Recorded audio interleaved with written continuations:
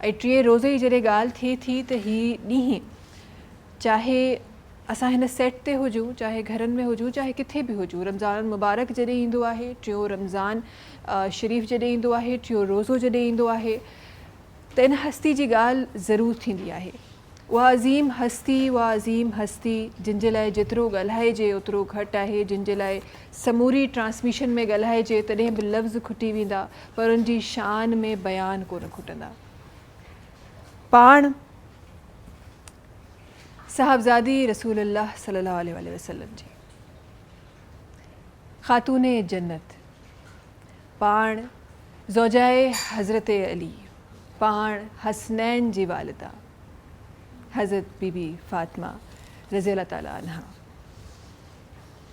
अॼु उन्हनि जो यौम वसाल आहे ऐं शायदि असां मां कंहिंजी बि एतिरी औकात न आहे त उन्हनि जे लाइ के लफ़्ज़ ॻाल्हाए सघजनि, पर ख़ुदा जी महिरबानी आहे, ख़ुदा जी रहमत आहे त अॼु मूंखे इहो मौक़ो मिलियो आहे त चंद लफ़्ज़ उन्हनि जी शान में बयानु करे सघां। उन्हनि जी शान त वॾी आहे, चंद लफ़्ज़ मूं नाचीज़ जी ज़ुबान मां ख़ुदा ताला क़बूल फ़रमाए।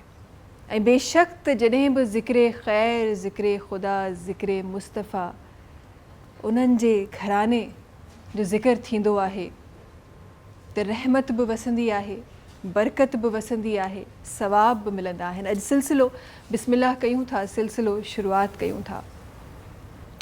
अॼु उन हस्ती जी ॻाल्हि थी रही आहे जंहिंखे खोड़ सारा लक़ब ॾिना विया, साजिदा, ताहिरा, तैयबा, सैयदा, उम्मे अबीहा, खोड़ सारा लक़ब ऐं खोड़ सारा लक़ब उन्हनि खे ॾिना विया।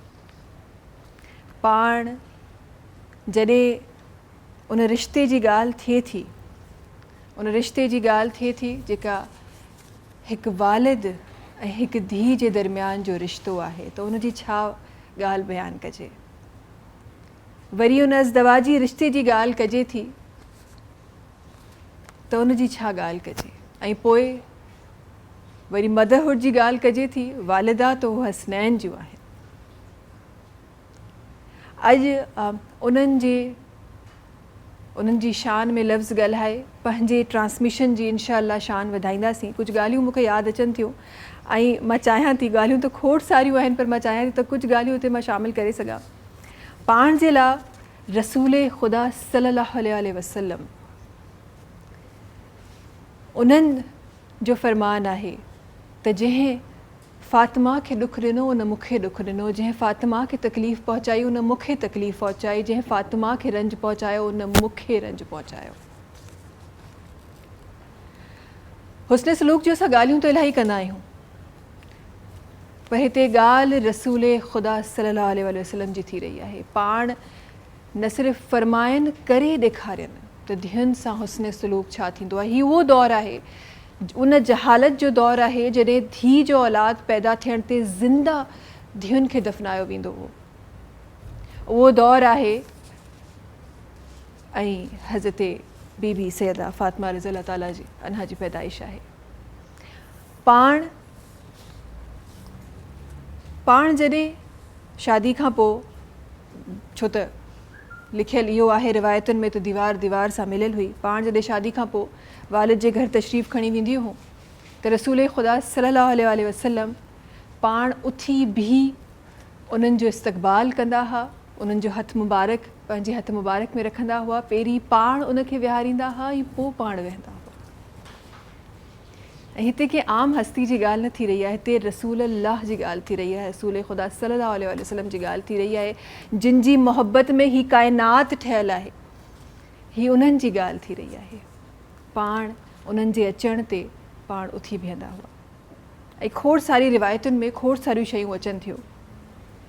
पाण जी जॾहिं परवरिश जी ॻाल्हि कजे थी त इब्तिदाई परवरिश बेशक हज़रत बीबी ख़दीजा ऐं रसूलुल्लाह सल्लल्लाहु अलैहि वसल्लम पाण कई, पर हज़रत बीबी ख़दीजा रज़ी अल्लाह ताला अन्हा जे विसाल खां पोइ